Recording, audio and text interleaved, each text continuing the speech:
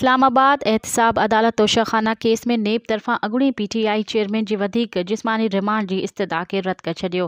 एहतिसाब अदालत इस्लामाबाद जे जज मोहम्मद बशीर अडियाला जेल में ॿुधणी कई। अॻूणे PTI चेयरमैन खे 2 ॾींहनि जो जिस्मानी रिमांड मुकमल थियण ते अॼु ॿीहर एहतिसाब अदालत में पेश कयो वियो। इन मौक़े ते नेब जे टीम जिस्मानी रिमांड दौरान थींदड़ अॻु भराई जे बारे में अदालत खे आगाह कयो। ॿुधणी दौरान नेब तरफ़ां PTI बानी जे 3 ॾींहं जी जिस्मानी रिमांड जी इस्तदा कई वई।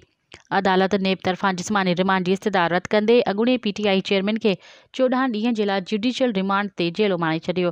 यादि रहे त गुज़िरियल ॿुधणीअ ते एहतिसाब अदालत अॻूणे वज़ीर आज़म जो 2 ॾींहनि जो जिस्मानी रिमांड मंज़ूर कयो हो।